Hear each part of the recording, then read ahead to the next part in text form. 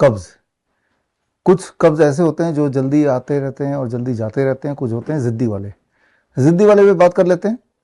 ऐसे लोग हैं जिन्होंने अपने जीवन में कब्ज के बिना कोई दिन देखा ही नहीं। उनको लगता है कि भाई ऐसी ही ज़िंदगी होती होगी।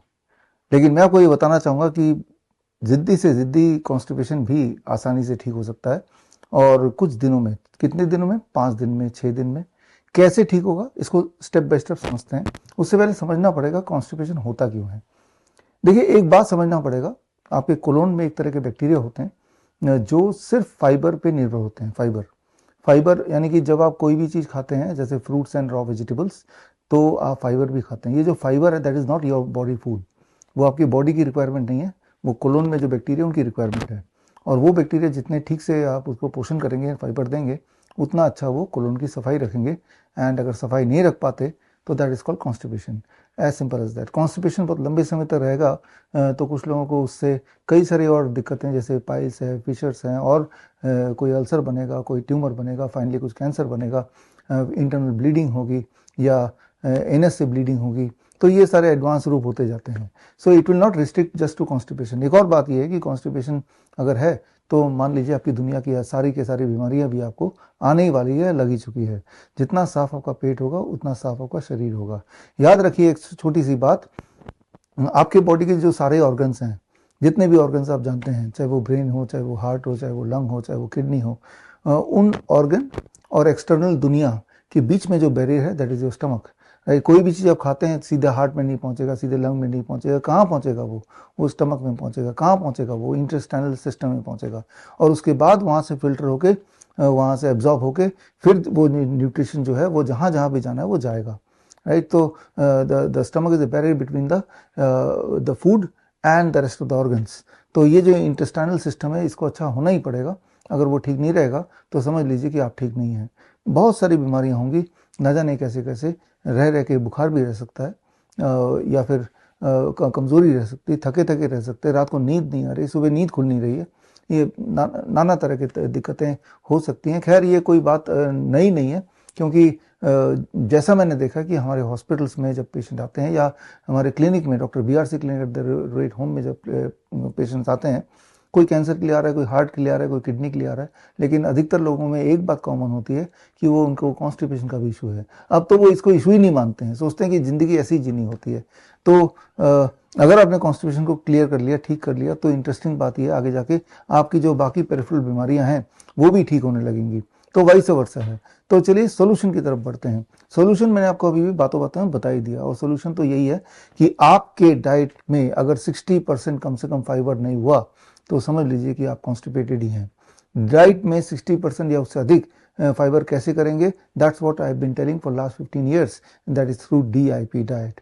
हमारे इस चैनल में, हेल्थ केयर टुडे में, न जाने कितने सारे वीडियोस DIP डाइट पे ऑलरेडी हमने बनाए हुए हैं, जिसमें आपको पता है कि ब्रेकफास्ट में फ्रूट ब्रेकफास्ट लेना होता है, और लंच और डिनर से पहले सलाद लेना होता है। सलाद तो हम लेते ही, लेकिन बॉडी वेट के अनुसार। मेरा बॉडी वेट 70 kg, एक और अगर शून्य लगा लो तो 700 ग्राम। इतने फ्रूट 12 बजे तक, और 700 ग्राम का आधा, 350 ग्राम। 350 ग्राम सलाद लंच में, 350 ग्राम सलाद डिनर में। That becomes the appropriate amount of fibre जो कि मेरे बॉडी में जाना चाहिए। अब मैं उम्मीद कर सकता हूँ कि मुझे कॉन्स्टिपेशन ना हो। राइट। तो जिन फूड से कॉन्स्टिपेशन होता है उन्हें छोड़ना पड़ेगा। Dairy product is number 1, refined and packed food is number 2। तो दोनों को छोड़ दीजिए। राइट। और जिन चीज़ों से कॉन्स्टिपेशन जाती है उन्हें अपनाना पड़ेगा, जो मैंने अभी बताया, fruits and raw vegetable, be on DIP diet. जब आप ये करेंगे, हमारे पेशेंट जब हमारे क्लिनिक में आते हैं, जो लोग करते हैं, हज़ारों हज़ारों लोग, और कई कई साल तक हमने यही ऑब्जर्व किया है, इट टेक्स अबाउट 3 days, 3 दिन लगता है कॉन्स्टिपेशन से पीछा छुड़ाने में फॉर 90% ऑफ द पेशेंट। 90% का तो ये प्रॉब्लम सॉल्व हो जाती है। अदरवाइज वो लोग जिंदगी भर लैक्सेटिव्स पर निर्भर होते हैं, उसके बाद भी कोई ना कोई लिंगरिंग प्रॉब्लम होती रहती है। लेकिन 10% ऐसे होंगे जिन्हें मैं बोलता हूँ जिद्दी कॉन्स्टिपेशन वाले लोग। ये 3 दिन तो क्या, 7 दिन, 10 दिन में भी DIP डाइट के बाद भी उनको कोई खास बेनिफिट होता हुआ नहीं दिखता। तो अब ऐसे पेशेंट्स के लिए, ऐसे जिद्दी कॉन्स्टिपेशन वाले लोगों के लिए जो रामबाण है, दैट इज आंवला। आंवला क्या करना है? आंवला आपने 8-10 आंवले खरीदने हैं, ताज़ा आंवला। किसी भी मौसम में मिलता है, कभी महंगा मिलता है, कभी सस्ता मिलता है, मिलता जरूर है। ये हमने हमेशा से देखा है और देख लिया है। तो आपको क्या करना है कि आंवला लेना है 10, लेके 8 से 10, और लेके सुबह खाली पेट होता है, उसको कूटना अच्छी तरह से और एक कपड़े से उसको निचोड़ना है। कोल्ड प्रेस जूसर से जूस भी निकाल सकते हैं, बट निचोड़ के भी काम चल जाएगा। करीब आधा कप यानी कि 100 ml जूस खाली पेट पीना है। फिर डीआईपी डाइट पहले दिन, दूसरे दिन, तीसरे दिन, चौथे दिन तक मोस्ट लाइकली आपको लूज मोशन के सिम्टम आएंगे, यानी कि बॉडी बता रही है कि आंवला बंद कर दो। तो ये 4 दिन का डोज होगा, किसी का 3 दिन का होगा, किसी का 5 दिन का होगा। इतने में ही जिद्दी कॉन्स्टिपेशन टूट जाता है और उसके बाद अपने आंवला छोड़ दिया और continue with the DIP diet, the problem of constipation is gone, right. So that is as simple as that. और क्या नहीं करना है, कुछ लोग सोचेंगे शॉर्टकट ले लेते हैं, आंवले का जूस तो बाजार में वैसे ही मिलता है पैक्ड, वो लेंगे तो काम नहीं करेगा। एक्सपेरिमेंटली लेके देखिए, कुछ काम नहीं करेगा, क्योंकि जब आप आंवला खुद लेते हैं और उसको कूट के जब उसका जूस निकालते हैं, that is a live enzyme. उस आंवले में लाइव एंजाइम है। यही लाइव एंजाइम तो उन बैक्टीरिया को एक्टिवेट करेगी जो आपके कोलन में सुस्त पड़ी हुई हैं और कॉन्स्टिपेशन से आप जूझ रहे हैं। तो इतनी छोटी सी बात है, भयंकर से भयंकर बीमारी के इनिशियल स्टेजेस में कॉन्स्टिपेशन से ही शुरू होता है, लेकिन ये कॉन्स्टिपेशन अपने आप में बड़ी तेजी से ठीक हो सकता है, ठीक होता है। बड़ी से बड़ी बीमारी का आसान से आसान इलाज घर बैठे ही हो सकता है। अधिक जानकारी के लिए कांटेक्ट करें nearest doctor BRC clinic @home।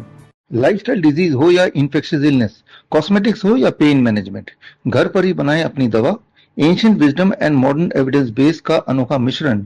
Join 1 month online training, be a certified Neem therapy practitioner.